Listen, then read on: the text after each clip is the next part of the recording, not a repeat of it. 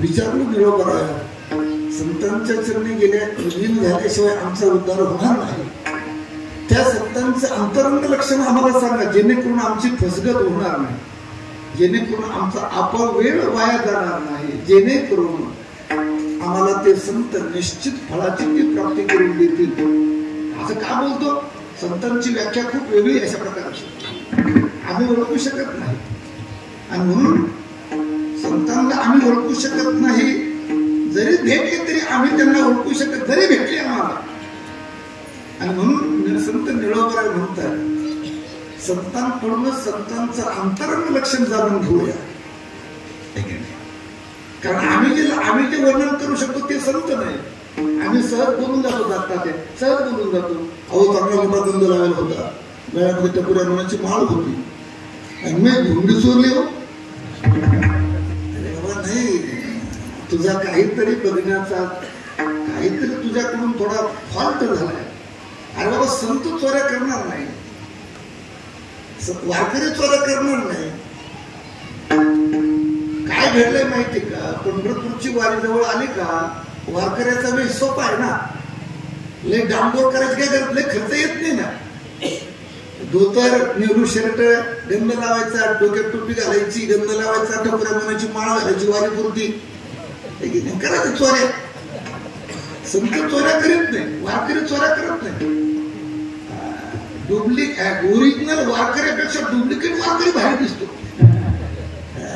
ज्ञानोबा तुकाराम बर का, शेजाऱ्याला म्हणतो चल सकाराम, ही अशी ही पद्धत आहे. आम्ही पण काय करतो, आम्ही पंढरपूरच्या वारीला जातो, आमचा भाव पांडुरंगाच्या चरणी राहतो. हौशी गवशी नवशी येतात, आम्ही ते बाबा फायदा करून घेतात. काय कळे ज्याला अंतर करणं वृत्तीतला भाव कळत नाही आम्हाला. कोण संत आहे, कोण वारकरी आहे, कोण चांगला कीर्तनकार. कीर्तनकार घेऊन गेला का 40,000 रुपये घेऊन गेला काय म्हणजे त्या गावात गेलो ना, आम्ही लय मोठा बोलावला तुझा काम आहे त्या गावाला नाही ना. परमार्थ खूप लांब राहिला. आम्ही कितीतरी मोठे झालो ना वाचवले बाबा, एक वाक्य बोलून जातो. आम्ही कितीतरी मोठे झालो ना, आम्ही संतांपेक्षा आम्ही देवापेक्षा मोठे नाही.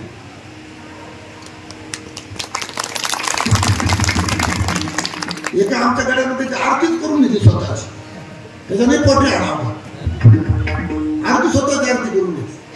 अरे बाबा उभा राहा, टाळी वाजव, आरती कर, पांडुरंगाची आरती की तू मोठा झाला म्हणजे देवापेक्षा मोठा नाही ना. परमार्थ एक सांगू का, परमार्थ मीपणा जाण्याकरता परमार्थ आहे मीपणा. आता आमचा ह्या मोबाईलला असा सिम केला ना, आज बाबा इकडे उद्या बाबा तिकडं, हरिपाठ पाठ नाही काय, असा पत्ता नाही काय राहील लोक भारी भारी स्वतः जाऊन दरकर का आधी जगाचं होणारच आहे. पण काय घडलं, ज्यावेळेस वाचवले बाबा कुंटवाशी दोनशी बाबा होते, 90चा काळ होता. 90चा आळंदीत जाण्याच्या अगोदर खरोखर आता ह्या गाडीवर बोलतो मी, बाबांकडे गेलो होतो आणि एक वाक्य बोलून दे, होऊन गेले गणशी बाबा आणि आता आहेत भास्करगिरी बाबा. यांच्या काहीतरी मार्गदर्शनाखाली हा परमार्थ टिकून आहे. नाही तर लय लांब पांगेले, तसं सोपं नाहीये, लय तुरड्या पांगेले अवघड आहे. त्याच्यात मराठ्यांचे जास्त पांगेले बाबा. बोल बाबांकडे गेलो होतो मी. बाबांनी आता माझे आजोबा आणि बाबा हे मित्र, हे जे उभा आहे ना, ते आजोबाचे काहीतरी पुण्य आहे ना, हे माझ्याकडे आलं. नाही तर आमची बाकीची सगळी आम्हाला माहिती सगळी अशीच होती. हे काय सांगतो काहीतरी परमार्थ इथं उभा राहण्याकरता हे आमचं काही नाही. हे मौलिक ज्ञानोबा आहे, हे जगतून उभं. बाबांकडे आलो, बाबांनी सांगितलं की जत्रा म्हणे आलो म्हणे भाऊ तिथं थोडंसं रान पांगे ते सांगत मी तुम्हाला 90चा काळ सांगतो, मला आठवून घ्या तुम्ही आपण सरळ द्यायचे. बाबांकडे गेलो, बाबाचं दर्शन घेतलं. म्हणलं बाबा इथं राहायचंय मला, भोसे बामण होते मामा आणि आमचे बंधू किती वाघ गेले, ते माझ्या बरोबर होते. बाबांनी सांगितलं अरे सरोदे तुला जायचंय ना तर तू एक काम कर, तुला कीर्तनकार व्हायचं असेल ना तर तू आळंदीला जा. मला गेलो आळंदीला. तर गेल्यानंतर मी 2 महिने वागचौरे बाबा कुठीवर राहिलो. पुढं कुठीवर संस्थेमध्ये मग गेल्यानंतर मग गुरुवाऱ्यांची थोडी सेवा घडत कुठीवर राहिलो. तर बाबा परीक्षक होते संस्थेमध्ये, निलेश महाराज.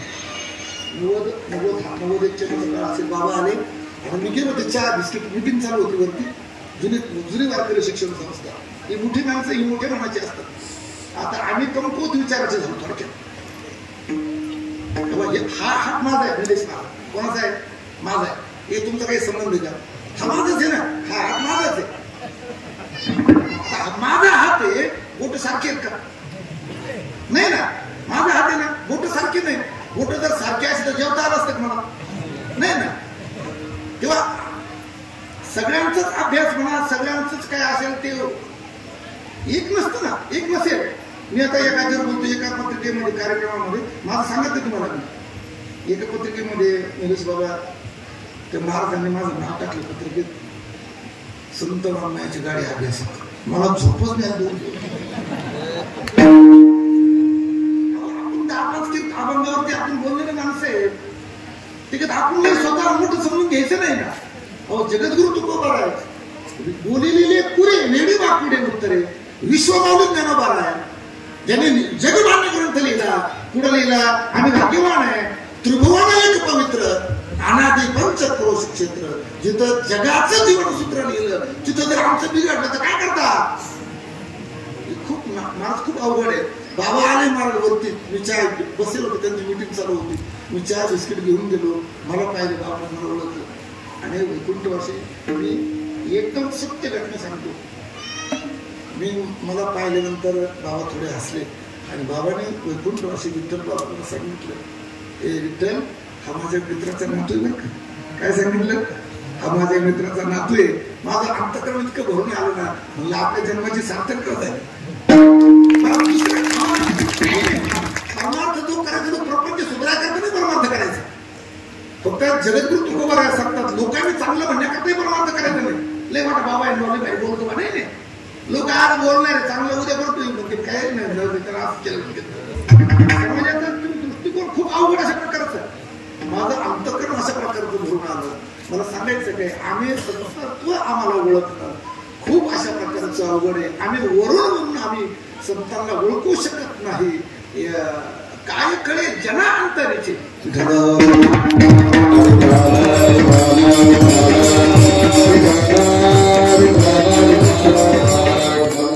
आमची दृष्टी फक्त या चरणापर्यंत जाणार.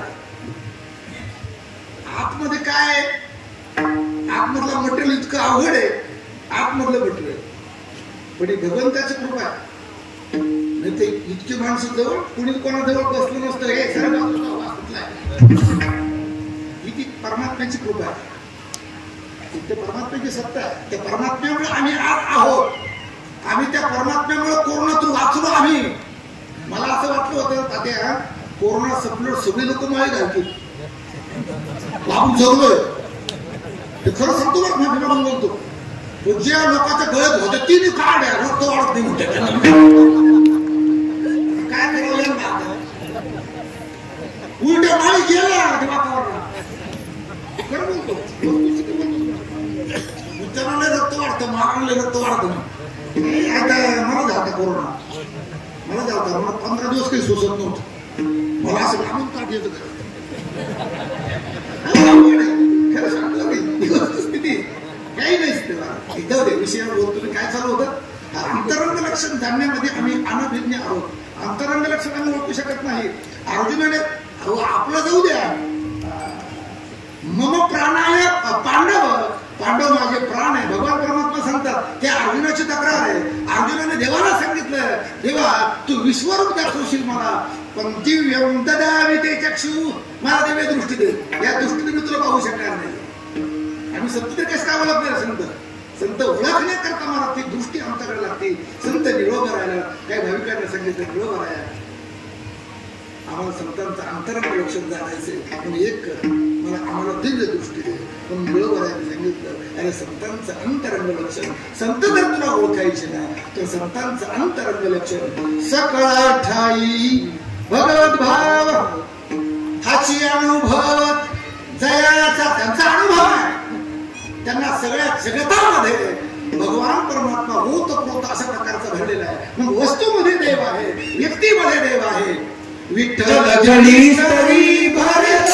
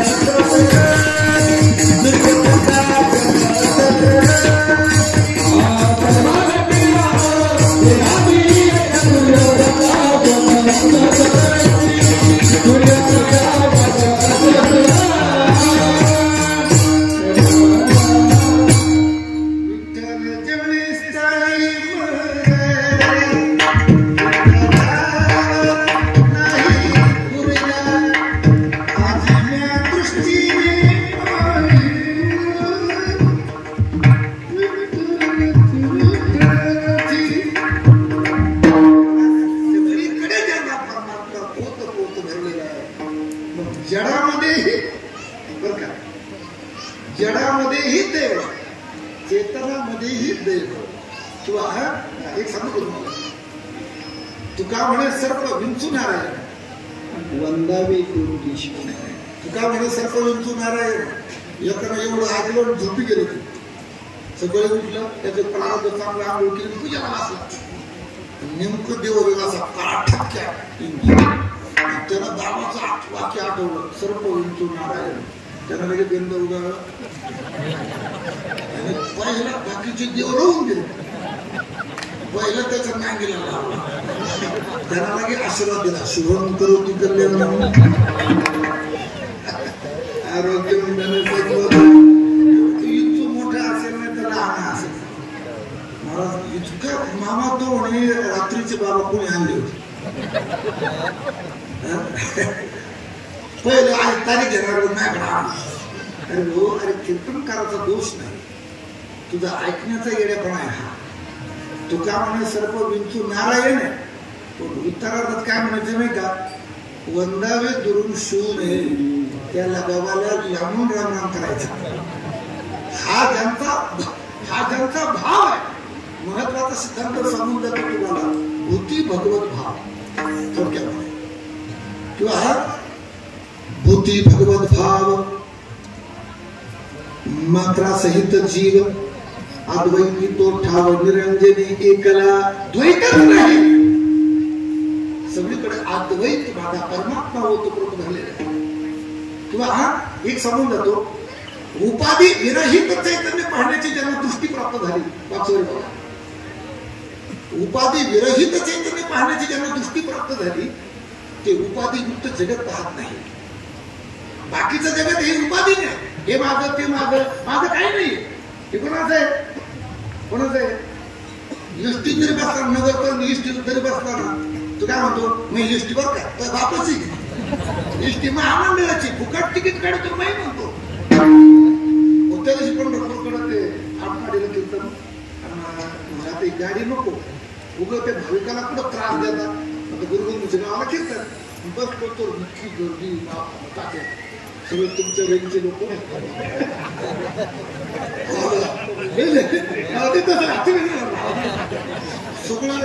सगळे फुकटच. मला पैसे द्यायला असा कठळा काय नाही, पांढरे नाही कुठं काही लोकांनी घेतले ते वाढून. वय 50, तिकीट 65च्या पुढचं. ते लिमिट आहे खोटे बोलायला, पुढचं काही सांगत पुढचं सांगतच नाही. लय अवघड. काय झालं होतं, भूती भगवत भाव आहे. मात्रा सहित जीव अद्वैती तो ठाव, जो वस्तूला नमस्कार करतो तुलसीदास महाराज वर्णन करतात, सिया राममय सब जग जानी, करहु प्रणाम में जोई जुग पानी। सिया राममय सब जग जानी, करहु प्रणाम में जोई जुग पानी। सिया राममय सब जग जानी, करहु प्रणाम में जोई जुग पानी। राम सिया राम जय जय राम। तुलसीदास महाराज वर्णन करतात, मी या वस्तूला नमस्कार करतो, या व्यक्तीला नमस्कार करतो, तो व्यक्ती म्हणून नमस्कार करत नाही, व्यक्ती म्हणून नमस्कार करत नाही, तर त्यामध्ये माझा परमात्मा ओतप्रोत कशा प्रकारचा भरलेला आहे याचाच अर्थ भूती भगवत भाव विठला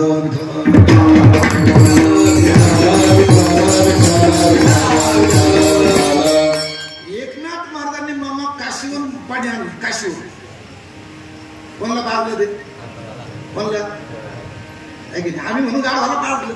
एकनाथ महाराजांकडे काही लोक गेले, अहो महाराज इतकं लांबून पाणी आणलं, गाढवाला पाजू राहिले. एकनाथ महाराज म्हणे, गाढव तुम्ही म्हणा. आता एकनाथ महाराजांना तो परमात्मा दिसत होता, आम्हाला गाढव कमून दिसत होत, याचं चिंतन आपण करा. एक असं उदाहरण सांगितलं जातं, भगवान परमात्मा आणि रुक्मिणी आईसाहेब असे बसले, दोघ जण बसले आणि आषाढी वारीचा प्रसंग होता. रुक्मिणी आईसाहेबांनी देवाला सांगितलं, हो काय यात्रा भरते, काय भावना आहे तुमच्यावरती वारकऱ्यांची, उन्हाची पर्वा करत नाही, थंडी गारठ्याची काही पर्वा करत नाही, प्रपंच सोडून येतात. भगवान परमात्मा थोडे हसले. भगवान परमात्मा सांगितलं, अगे रुक्मिणी हे फक्त डेकोरेशन आहे. काय सांगितलं, हे फक्त डेकोरेशन आहे. रुक्मिणी आई साहेबांनी सांगितलं, माझ्या माहेरच्या लोकांना तुम्ही आतापर्यंत नावं ठेवत होता, इथपर्यंत बरोबर आहे, मी म्हणून टिकले बर का, मी हे म्हणून. कोण म्हणत तुमचा स्वभाव कधी जाणार नाव ठेवण्याचा? अहो ते रुक्मिणी आई साहेब तुम्हाला पाहायचं का, हे फक्त डेकोरेशन आहे, यांचा भाव वेगळा आहे. देवाला भाव लागतो. मनी नाही भाव, मन देवा मला भाव, वडापाव नाही, देवाशाने भेटायचा नाही रे, काय बाजारचा भाजीपाला. लाकडाचा देव त्याला अग्नीचा देव, दगडाचा देव त्याला टाक्याचा देव, देवाशान भेटायचा नाही रे. काय हे जुने गाडगे बाबा हे तुकडोले रामचे पद आहेत, हे सुंदर अशा प्रकारचे पद आहे. त्याने मनाला थोडीशी क्षण दिला. फिरत्याचा काय वरती देशी मातीला आकार, विठ्ठला तुम्ही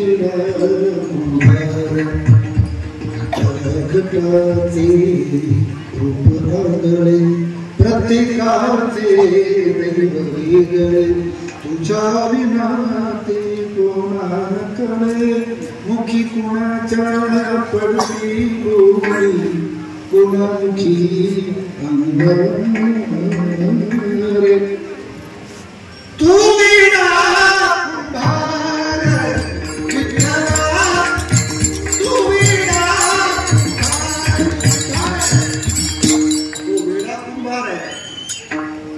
मडके घडिलेले सगळे हे जे मडके आहेत ना, तुम्ही आणि कोणा घडिले पहा, जरा चिंतन करा थोडस. काल्याच्या चिंतना दिवशी पहा, कोणाचेच नाक कोणाचं नाकासारखे नाहीये, कोणाचे असे दुरीवर असे, कोणाचे असे टोकदार आहे, कोणाचे असे बसके, इथले बसते कोणाचे. तो कुंभार आहे, त्याने घडवलेली सृष्टी अशा प्रकारची, त्याला भाव लागतो, भाव लागतो त्याला.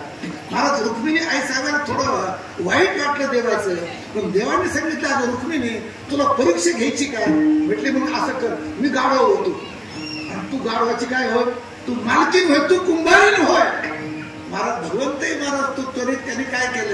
तुला पाहिजे का हे नुसतं डेकोरेशन आहे? पाहिजे का तुला? एक सांगू का तुम्हाला मामा, सप्ताह किती वर्ष केलं याला काय महत्व नाही, पण माळी किती लोकांनी घातल्या, किती लोक सुधारले हे महत्वाचं आहे. माझं बोलणं थोडं तुम्हाला जरा रोचल तुम्हाला हे, पण आम्हाला आनंद प्राप्त झाला पाहिजे.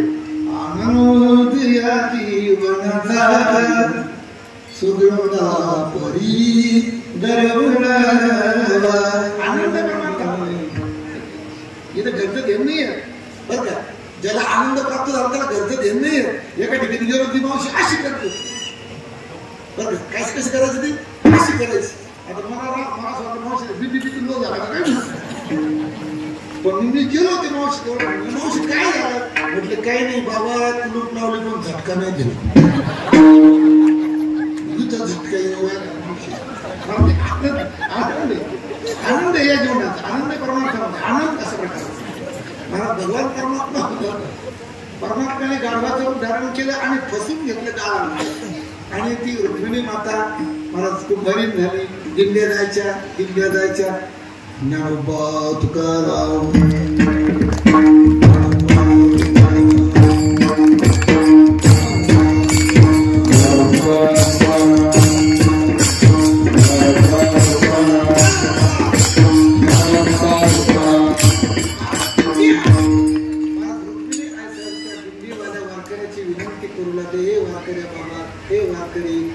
गाढव एवढं चिखलामध्ये फसले बाबा, त्याला काढायचे राव बाबा. त्या वारकऱ्यानं सांगितलं, अहो मावशी तुमचं जर गाढव काढत बसलो आम्हाला दशमीला पंढरपूरला जायचंय. काय काशी करायचं काय त्याला पंढरपूरचं दशमीला गेलं पाहिजे. दुसरी दिंडी आली, त्या दिंडीवाल्याला विनंती केली, ओ झेंडेकरी बाबा, ओ झेंडेकरी बाबा, ओ गरुड टक्क्यावाले, एवढं गाणं करता का माझं? हा आमच्या दिंडी चालकाचा आम्हाला कोणाला स्वयंपाक तयार आहे, आम्हाला लोक द्यायचे. ही दिंडी गेली तात्या. शेवटची दिंडी आली, हे कडक कपडे इस्त्री कडक केलेली. मला ते हौस घेऊन जाते पंढरपूरला, घरीले राहत उद्योग नाही. जोडदार निघाला, जोडदार बरोबर हा निघातो. या शेजारणीने बरं नाही केलं आणि मला ते काय म्हणजे बिघडलं. मला ती दिंडी आली, कडक कपडे, काय भजन काय तो माईक सिस्टीम ते नाही. झलक दिंडीची महाराज रुक्मिणी आहे सगळ्यांनी सांगितलं, ओ बाबा, ओ वारकरी बाबा, थोडं माझं गाडव काढा. तो पुढचा झेंडेकरी काय म्हणतो म्हणजे दुसरे कपडे कडक कपडे घातले होते. त्याने सांगितलं, मावशी आजच कपडे इस्त्री केले, कडक आजच घातले. तो जर गाडव काढत बसलो तर मीच त्या गाडवासारखं होईल. साहेबाला पांडुरंग हसायचे. महाराज परमार्थ आम्ही म्हणतो खूप अवघड आहे महाराज. एकदा नामदेवरायने सांगितलं देवाला, देवा अरे करोना आलाय, अरे बाबा अवतार घे, बाबा अवतार घे, काहीतरी या दुःखातून आपला सावरण्याकरता काहीतरी कर बाबा. भगवंताने सांगितलं, अगं रुक्मिणी अगं गोकुळाष्टमी अजून लांब आहे, मला अवतार घेण्याकरता. पण नामदेवरायांनी सांगितलं, देवा अरे बाबा लय लोकांचे हाल आहे बाबा, अरे पाणी नाहीये, गरमटानं लोक मरू राहिले, तू काहीतरी कर, अवतार घे. भगवंताने नामदेवराला सांगितलं, नामदेवा तू आधी पंढरपूरच्या दुवारी तू चक्कर मारून ये. महाराज नामदेव गेले, नामदेवराय गेले, परंतु त्यांनी काय केलं, रूप बदललं नामदेवरायांनी. महाराज नाही फक्त डेकोरेशन आहे आमचं वालं. नामदेवराय पंढरपुरात गेले आणि भगवंताने सांगितलं तसं नामदेवरायांनी वेश बदलला. वेश बदलून नामदेवराय गेले. आणि नामदेवराय गेल्यानंतर एक फोटोचं दुकान होतं बाबा, फोटोच्या दुकानात गेले आणि त्या फोटोच्या दुकानदाराला विचारलं, ते पांडुरंगाच्या फोटोची किती किंमत आहे? म्हटले 350 रुपये. 350. म्हटलं इकडची ती ऐश्वर्या रायचा फोटो केवढ्याला आहे? म्हटलं तो 25,000. बर, तो धोनीचा फोटो जो लावलेला आहे धोनीचा, त्याची किंमत किती? 21,000 रुपये. म्हटले इकडचे जे ज्ञानेश्वर महाराजांच्या फोटोची किंमत म्हणजे 250 रुपये. जगद्गुरु तुकोबारायच्या फोटोची किंमत म्हणजे 250 रुपये. आणि पांडुरंगाच्या फोटोच्या शेजारी नामदेवराचा फोटो लावलेला होता. नामदेवराला असं वाटलं आपल्या फोटोची किंमत थोडी जास्त असेल, पण नामदेवरायाने त्या दुकानदाराने सांगितलं, पांडुरंगाच्या फोटो बरोबर तो नामदेवरायाचा फोटो सप्रेम भेट आहे. नामदेवांनी सांगितलं देवाला, देवा अवतारानंतर काही देऊ नको, आपल्यापेक्षा ते ऐश्वर्य राहायचे मुलं ज्यादा किंमत आहे. हे डेकोरेशन आहे, हे डेकोरेशन आहे. मला सगळ्या दिंड्या पंढरपुरामध्ये निघून गेलं. मला एक शेवटी एक वारकरी आला बरं बाबा, एक शेवटचा वारकरी आला, शेवटचा वारकरी आला आणि तो बाबा ओरिजिनल वारकरी होता, महिन्याची वारी करत होता. रुक्मिणी आई साहेबांनी त्याला सांगितलं, हे वारकरी बाबा माझ्या गाडवाला काढ लागतो करे बाबा. त्या वारकऱ्याने सांगितलं, आई साहेब तुमचा काहीतरी शब्द प्रयोग चुकतो, ते माझं ते गाढव नाही, ते आवरण गाढवाचं आहे, त्यात माझा परमात्मा ओतप्रोत भरलेला आहे. भगवान परमात्म्याला काढायचं नव्हतं, फक्त काढण्याकरता कोण प्रवृत्ती दाखवतोय, कोण काढण्याकरता येतंय हे देवाला, हे रुक्मिणी आई साहेबाला पाहायचं होतं. महाराज त्याला काढण्याची काय गरज नाही, तो सगळ्या जगाला दुःखातून वाचवणार आहे. तेशाम हंस उद्धरता मृत्यू संसार सागर. अहो तो सगळ्याला काढणार परमात्मा, त्याला काढण्याची काय गरज आहे. महाराज भगवान परमात्म्याला काढण्याची गरज नव्हती. वारकऱ्याने नुसता स्पर्श केला, फक्त गाढवाच्या रूपातला भगवान परमात्मा वरती आला आणि त्या वारकऱ्याला सांगितलंय, हे वारकऱ्या ही गबाळ भरती सगळे जाऊ दे. काय सांगितलं, ही गबाळ भरती सगळे जाऊ दे, मी तुला इथं दर्शन देतो, मी तुला इथं दर्शन अंतरीची घेतो गोडी.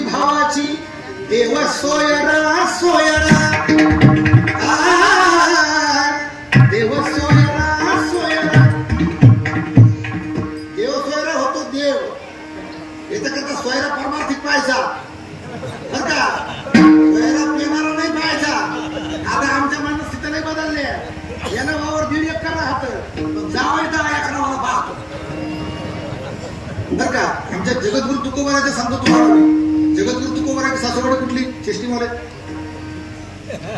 जगद्गुरु तुकोबाराची सासरवाडी पुण्याजवळचं लोहगाव आणि माझी सासरवाडी घोडगाव जवळचं लोहगाव.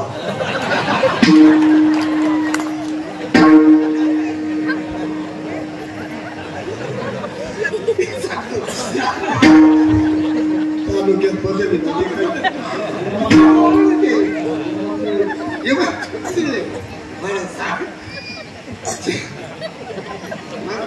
बर का मामा, 3600 एकर ऊस होता जगद्गुरु तुकोबाराच्या सासऱ्याकडे. किती? 3600 एकर. कांद्याला वावर असेल, लसणाला वावर असेल, घासाला असेल, बरोबर की नाही? पण पूर्वी कोणाला दिली माहिती आहे? कोणाला दिली? वारकऱ्याला पूर्वी दिली. मला वारकऱ्याला दृष्टांत सांगत पहिले मला दृष्टांत.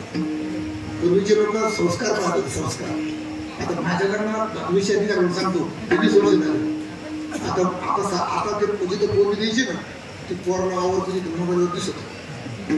पूर्वीचा काळ असा व्यापक होता, जिथं पोरगी द्यायची ना मामा, तुम्हाला सगळं माहिती सांगतो, जुनं सांगतो. जिथं पोरग का जिथं पोरगी द्यायची ना ताब्यात, जिथं पोरगी द्यायची खटल्याच्या घरात पोरगी द्यायची, खटल्याच्या घरात. का मग सगळ्याचे जेवण होऊन जरी उरलं तर नाही पोरगी जगत तिची ममता होती. आता सासरा नको, सासू नको, वरून पडलेलं पाहिजे. ते काय होते, चांगलं स्थान भेटलं नाही पुरीला. एकटे पूर्वी गथारका होता, गथारका पाहत होती माणसं, म्हणून काय एकमेकावरती माणसं प्रेम करत होती, जाणं येणं होतं. ठीक आहे मामा, बरोबर का नाही? पण आता ती नाही राहिले, जुनं ते गेलं महाराजचं सगळं, जुनं निघून गेलं सगळं. याला पूर्वीच्या वापराला वावर 1.5 एकर जावई 10 एकरावर गहू राहिला. किती दिवस आले ना आता आणि मस्त पद्धतीने घेतो हे बरोबर. जेव्हा ते पोरगा आपण केलेलं राहतं आणि ते बिचारे पोरं हे तोंड करून आणा वय करून आणा राहतो. त्याला काय करणार तर पोरं पस्तीचे पुढे गेले काय 10 एकर वावर लागत पोरं कुठे चिटकेल लागत नोकरी लागते आपले झाले उभं झाले कोणी उन्हाळा काय करू भाव महत्वाचा भाव. परमात्म्याला काढण्याची गरज नव्हती. तो सगळ्या जगाला वाचवणारा परमात्मा आहे. पण वाचवण्याची प्रवृत्ती करून दाखवतो. या ठिकाणी दुसऱ्या अर्थाचा गांभीर्याने अर्थ लक्षात घेणं गरजेचं आहे. भूती भगवत भाव पहिल्याच्या भूती भगवत भाव असा त्याचा हेतू आहे. किंवा आम्ही जर दिंडीत चाललो ना पुढच्या काळाकडे पाहायला पाहिजे तो आम्ही त्याचे सुद्धा देव पाहत नाही. पण संतांनी गाढवात देव पाहिला. आमच्या माता भगिनी म्हणून भास्करची बाबा दिंडी बंद करून टाकली. गया जागेवरून भांडायचं 2-3 तास पडायचं त्या जागेत भांडणं तिथं. हे सगळ्या गोष्टी आमच्या ठिकाणी तो भाव नाही. आणि म्हणून संत निळोबाऱ्या म्हणतात ज्यांच्या ठिकाणी भगवत भाव आहे सगळ्या ठिकाणी ओतप्रोत अशा प्रकारचा भरलेला आहे परमात्मा सगळीकडे ईश्वर आहे असा ज्यांचा भाव आहे ना संत निळोबाऱ्या सांगतात अभंगाच्या दुसऱ्या चरणामध्ये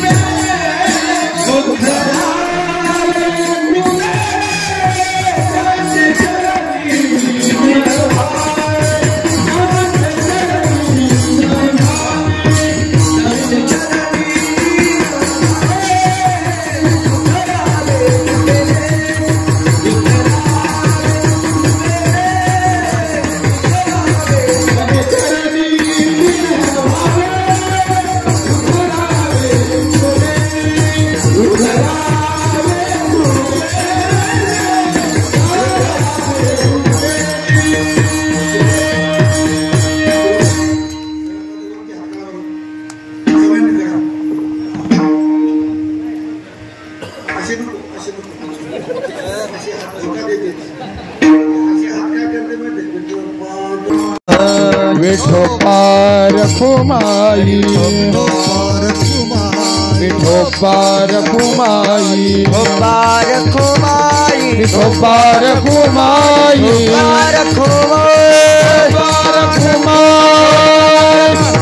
विठोपार खुमाई विठोपार खुमाई विठोपार खुमाई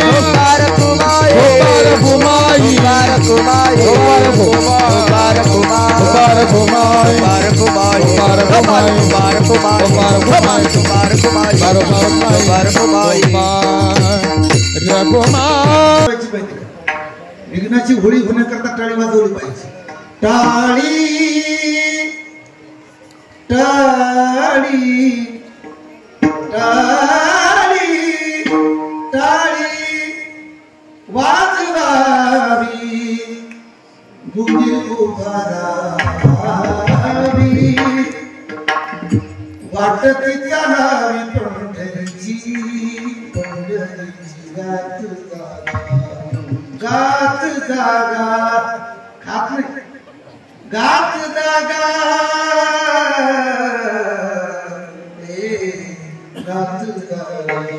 कशा करता प्रेम मागा विठ्ठला प्रेम मागा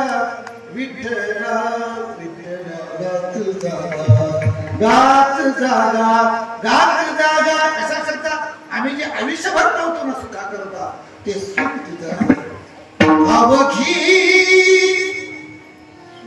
सुखाची राशी सुखाची राशी पुंडलिकासी ओळली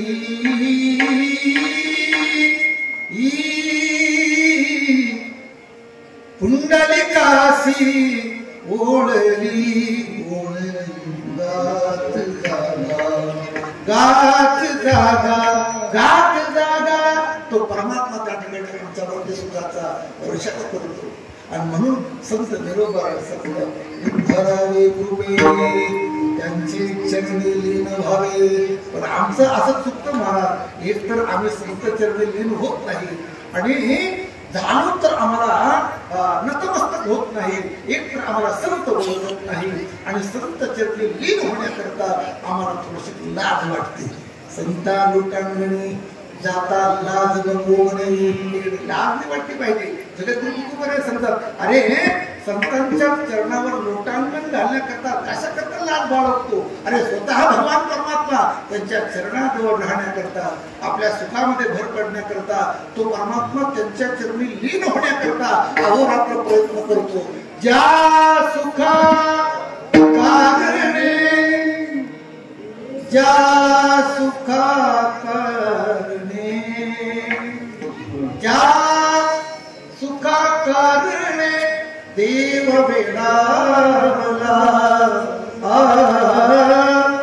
वैकुंठ सुरुमी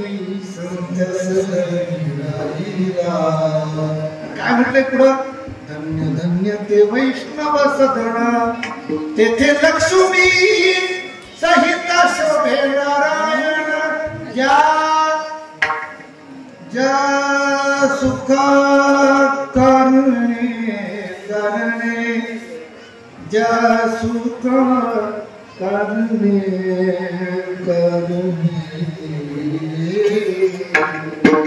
तो परमात्मा वेडा होतो म्हणून एकच सांगतो ज्या संतांनी आम्हाला परमात्मा शिकवला त्या संतांचं एकदम मोठ्या प्रमाणे भजन करा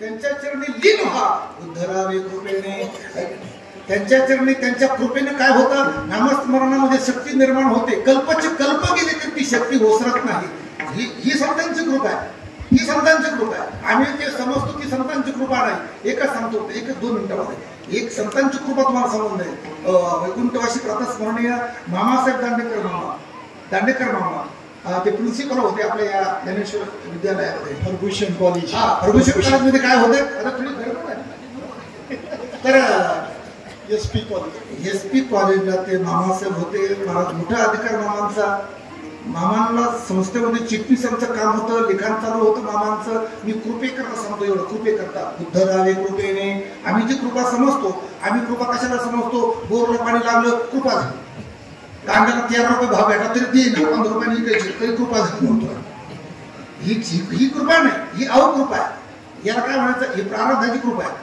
संतांची कृपा वेगळी आत्यंतिक दुःखाची निवृत्ती आणि परमानंद सुखाची प्राप्ती ही संतांची कृपा आहे आमच्या जीवनामध्ये आनंद प्राप्त होतं मामासाहेबची संस्थेमध्ये लिखाण काम चालू होतं एक सदग्रस्त गेला म्हटले मामा पेढे घ्या म्हटले कसली पेढे लग्न झालं म्हणजे कोणाचं नातीचं मुलाचं कोणाचं लग्न झालं म्हटलं आपलंच कोण होतो तो माणूस म्हणजे मामासाहेब इथपर्यंत थांबला नाही तो म्हटले मामा तुमच्याच कृपेने माझं लग्न झालं मामा म्हटले भाऊ तू काहीतरी चुकू राहिलं माझ्या कृपेने जर तुझं लग्न झालं असतं तर मी काय बिगर लग्नात राहिलो असतो कोण म्हणतं मामा म्हणायचे दांडेकर म्हणले त्या ग्रस्ता अरे बाबा कृपाची जी समज आतापर्यंत तुला कोणी पसंत करीत नव्हतं पण 35व्या वर्षी जिने तुला पसंत केलं ना तिची कृपा समज धरावे कृपेने अभंगाचा 2 चरणाचा अर्थ झाला पुढे 3ऱ्या चरणामध्ये मावळले काम क्रोध संनिध हरीच्या निळा म्हणे त्यांच्या नामे पापे अधर्मनासनी त्यांचे चरण गेली न व्हावी आपण बोलण्याचा प्रयत्न केला पण हा 9 सप्टेंबर होत नाही चांगला काय अडचण नाही आता मावल्यांना आमची विसरली मला हेच खूप वाटतं मी ज्यावेळेस आमच्या गावातली सत्ताची परंपरा 52 वर्षाची पण 50 वर्ष कीर्तनाला 52चं कीर्तन राहायचं पहिलं 50 माणसं आणि 100 बाई महिला बाकीचे सगळे झोपेत गाव पण मागच्या वर्षीपासून अशी परंपरा सुरू केली जी माणसं 500 रुपये वर्गणी देत होती ती माणसं 50-50 हजारच्या पंक्ती देऊ राहिली अख्खं गाव कीर्तनाला अख्खं गाव असा हा कार्यक्रम चालू राहावा ही मौलिक ज्ञानोबरायांची मी प्रार्थना करतो या सेवेमध्ये जे चुकलं असेल ते माझ्या बुद्धीचे दोष मला परत करा आणि जे घेण्यासारखं असेल ते गुरुवारांचा समजून घेण्याचा प्रयत्न करा झालेली सेवा अधिष्ठान दैवत मारुतीरायांच्या तुला सर्वांच्या चरणी सेवा समर्पित करतो सेवेला पूर्ण विराम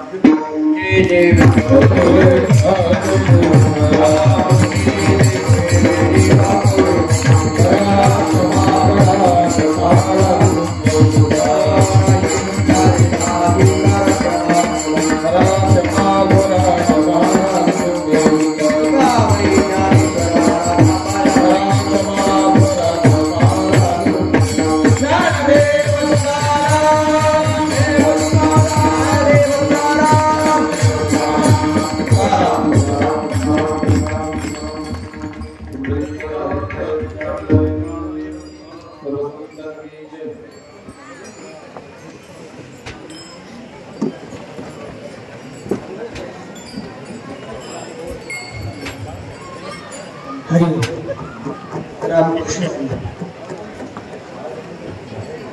आज 5व्या दिवसाची सेवा श्री भक्तिपरायण संजयजी महाराज सर्वदे बेलपिंपळगाव बाबाजींनी